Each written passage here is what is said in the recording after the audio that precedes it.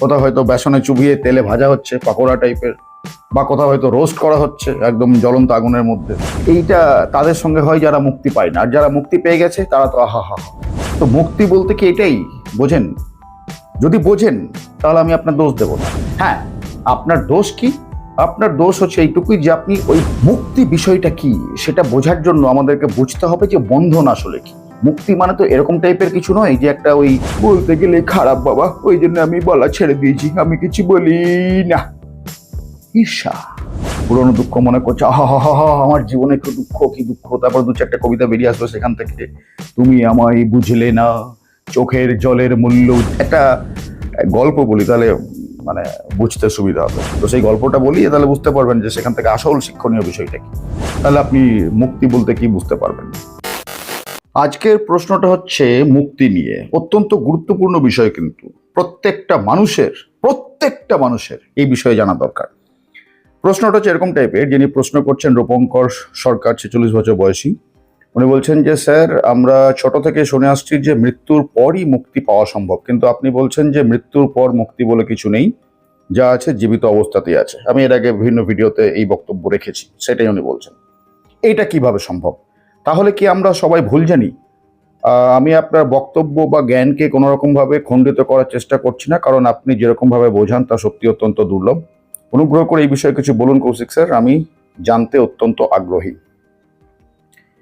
মুক্তি বলতে কি বুঝি, যেটা বললাম আমাদের আজকের যে আলোচনার বিষয়, আজকের যে প্রশ্ন, গুরুত্বপূর্ণ প্রশ্ন, কারণ এই বিষয়ে আমাদের ক্লিয়ার কাট পিকচার বলতে গেলে সাধারণত কোথাও থেকেই পাওয়া যায় না। যার জন্যে এই সম্পর্কিত বিষয়ে, এই মুক্তি বা মোক্ষ প্রাপ্তি সম্পর্কিত বিষয়ে একটা ভুল ধারণা আমাদের মনের মধ্যে গেঁথে রয়েছে অনেক দিন ধরে, অনেক বছর ধরে, অনেক দশক ধরে, অনেক শতক ধরে গেঁথে রয়েছে। তো এই ব্যক্তি যেমন প্রশ্ন করেছেন যে আমরা তো ছোট থেকে শুনে আসছি যে মৃত্যুর পরেই মুক্তি পাওয়া সম্ভব, কিন্তু আমি বলছি যে না, এরকম হয় না, যা হয় জীবিত অবস্থাতেই হয়। আমার প্রশ্ন এই সমস্ত ব্যক্তিদেরকে এইটাই যে কি শুনেছেন তারা, মুক্তি বলতে কি শুনেছেন? অর্থাৎ আমরা এটাই তো শুনতে পাই সমাজে যে যারা মুক্তি পায় না মৃত্যুর পর, তাদেরকে জমালয়ে কোথাও হয়তো গরম জলে সিদ্ধ করা হচ্ছে, কোথাও হয়তো বেসনে চুবিয়ে তেলে ভাজা হচ্ছে পাকোড়া টাইপের, বা কোথাও হয়তো রোস্ট করা হচ্ছে একদম জ্বলন্ত আগুনের মধ্যে, তাদেরকে চাবুক মারা হচ্ছে, তাদের উপর অত্যাচার করা হচ্ছে, টর্চার করা হচ্ছে।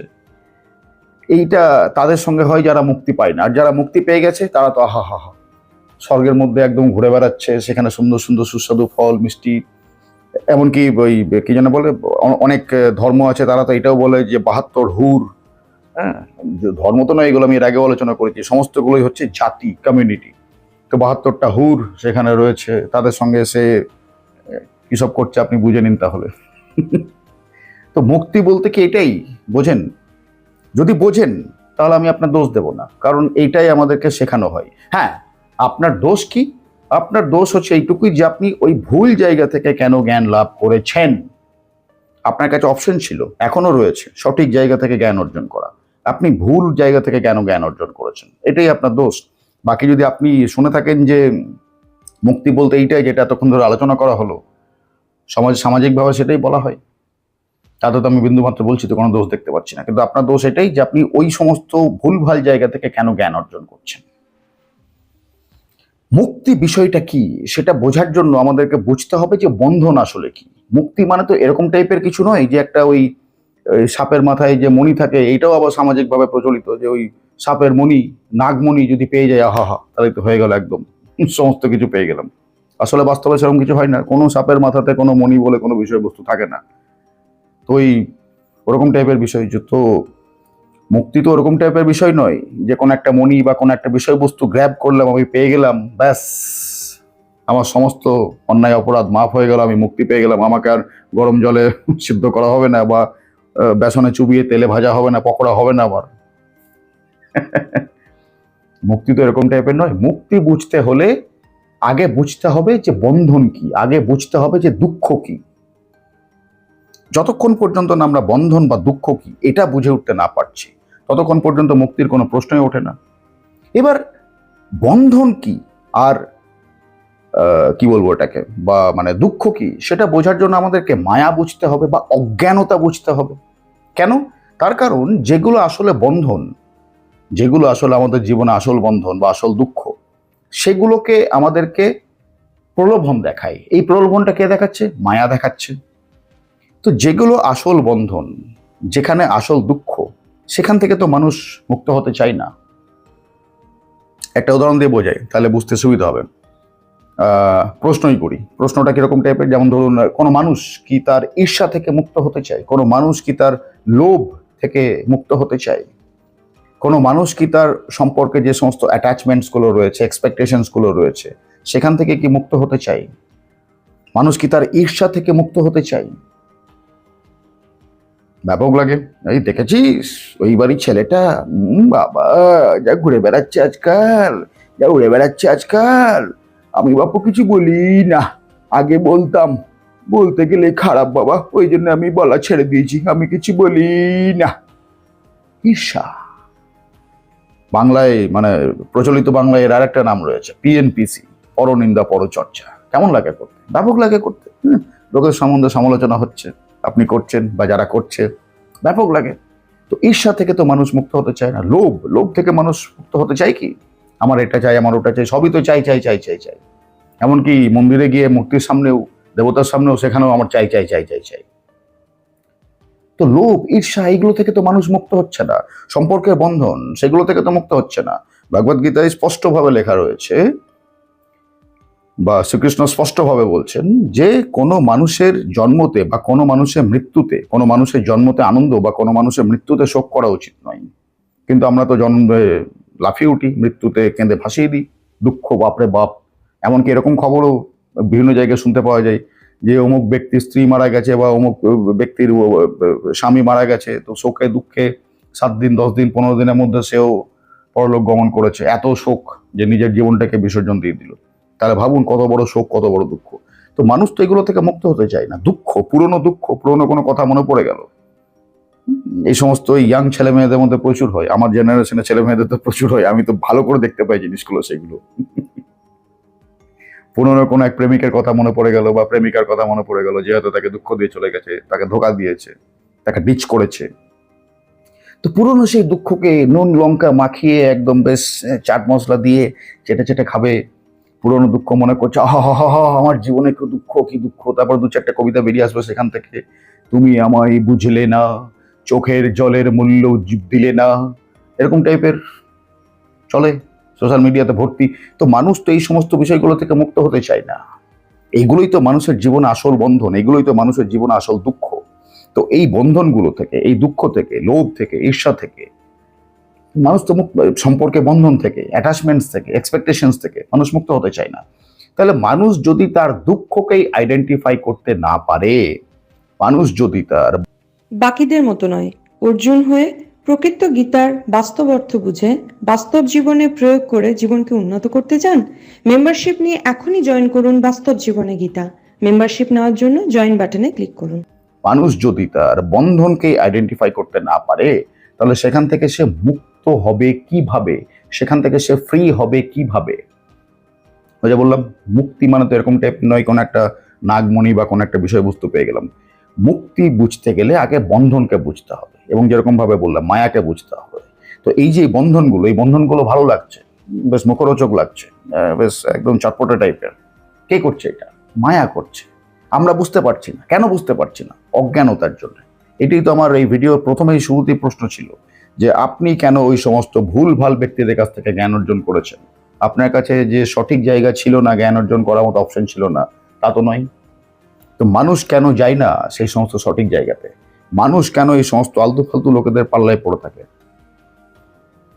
মৃত্যুর পরে তো কিছু নেই। মৃত্যুর পরে তো ব্যক্তির শরীর পুরো ছাই হয়ে যাচ্ছে, ধোঁয়া হয়ে যাচ্ছে, মাটি হয়ে যাচ্ছে, জল, আকাশ, আগুন, এই পঞ্চতত্ত্বের মধ্যে মিশে যাচ্ছে। মৃত্যুর পরে কিছু নেই। যা আছে, আবার বলছি আমি, এই জীবিত অবস্থাতেই আছে। একটা গল্প বলি, তাহলে মানে বুঝতে সুবিধা হবে। মানে বোধহয় আমি কোনো সোশ্যাল মিডিয়াতে এরকম টাইপের গল্পটা শুনেছিলাম।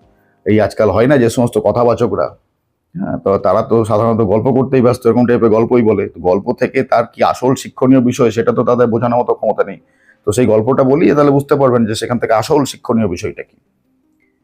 তাহলে আপনি মুক্তি বলতে কি বুঝতে পারবেন। তো দেবরাজ ইন্দ্র, দেবরাজ ইন্দ্র কোনো কারণে কখনো হয়তো কিছু অন্যায় করে বসেছে, তো ব্রহ্মা তার উপর রেগে গেছে। তো ব্রহ্মা রেগে গিয়ে ইন্দ্রকে অভিশাপ দিয়ে দিয়েছে যে তুই মর্তলোকে চলে যা, তুই পৃথিবীতে চলে যা এবং সেখানে গিয়ে শুয়োরের জীবনযাপন কর, তুই শুয়োর হয়ে যা। তো ব্রহ্মার অভিশাপ অনুযায়ী ইন্দ্র হয়ে গেছে শুয়োর। তো ইন্দ্র পৃথিবীতে শুয়োর হয়ে রয়েছে।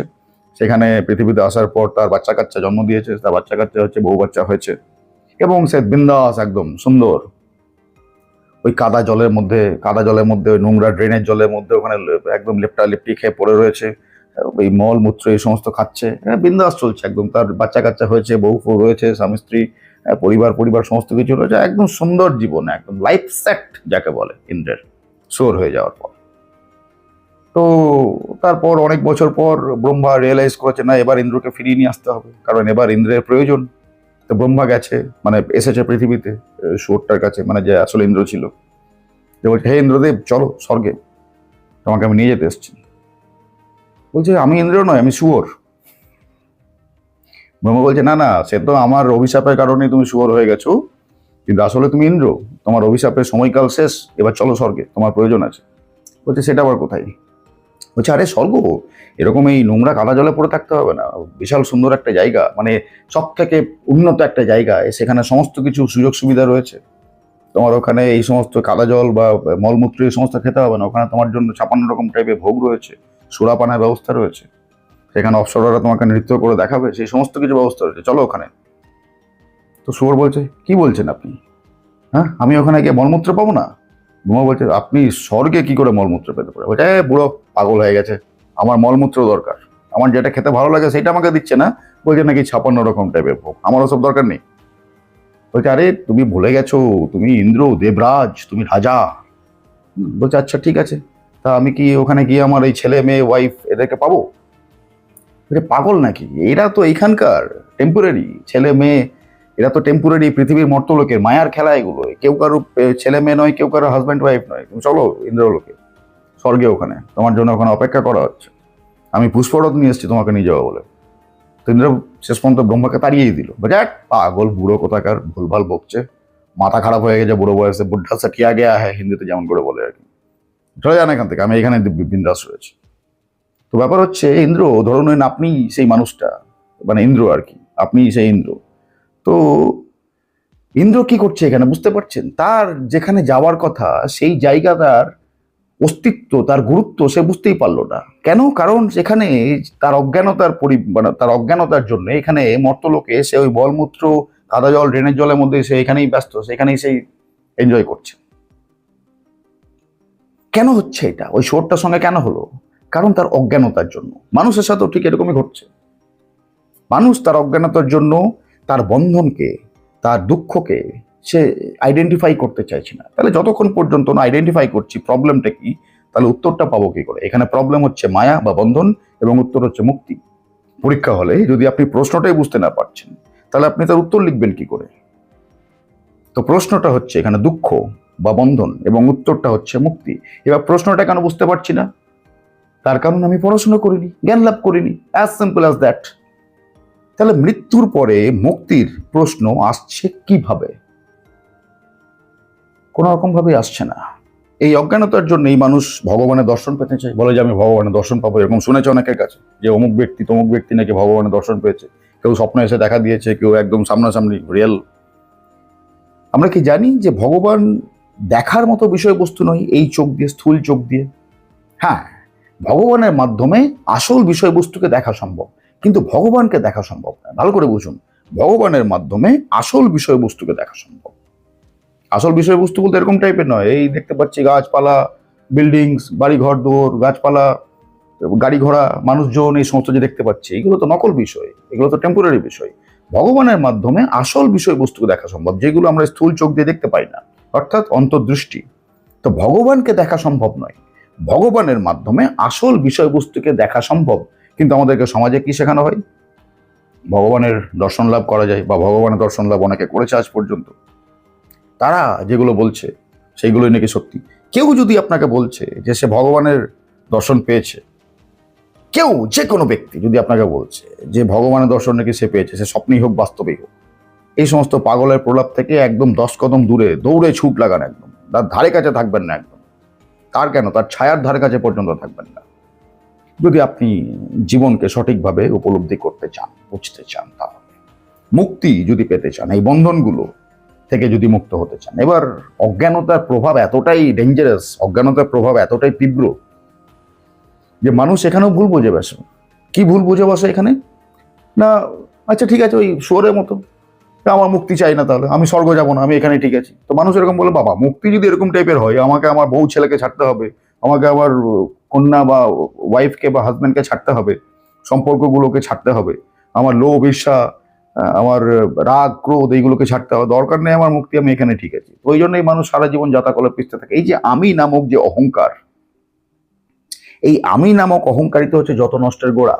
আর এই আমি নামক অহংকার থেকেই মানুষ মুক্ত হতে চায় না, অজ্ঞানতার জন্য, যার জন্য মানুষের পুনর্জন্ম হতে থাকে, ব্যক্তির পুনর্জন্ম হতে থাকে। ব্যক্তি বলতে এরকম নয় যে কৌশিক মল্লিকের পুনর্জন্ম হবে।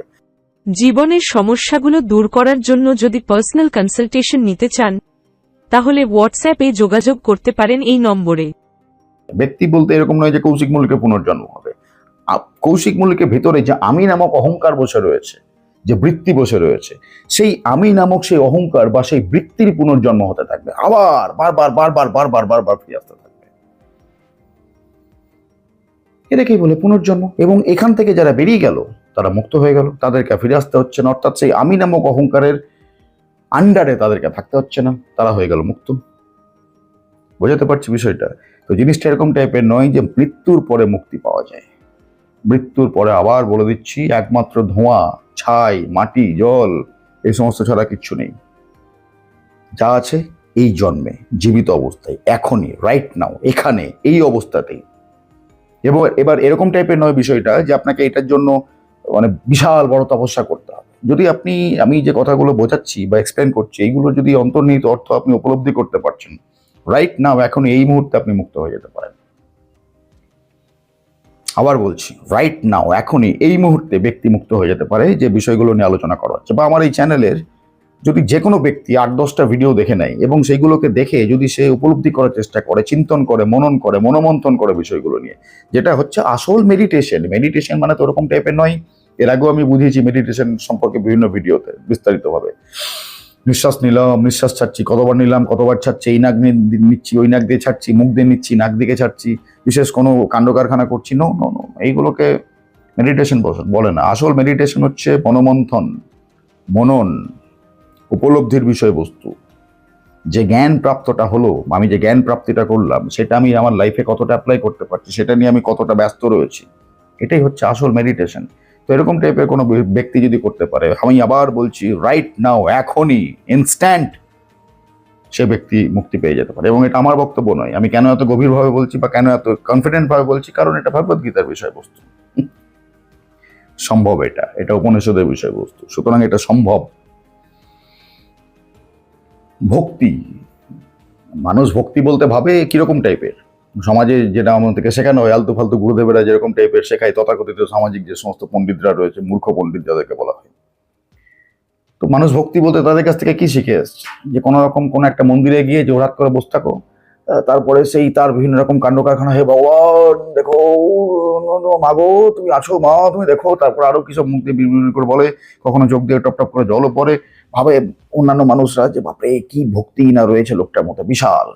এবং তারপরে কিছুক্ষণ পর দেখা যাচ্ছে ওই পুজো পুজো হয়ে গেল, মাথায় তিলক ফিলক কেটে নিল, আর তারপরে গিয়ে আবার হাহা হি হু খিখি সব রকম চলছে। তো এটা কি ভক্তি হলো?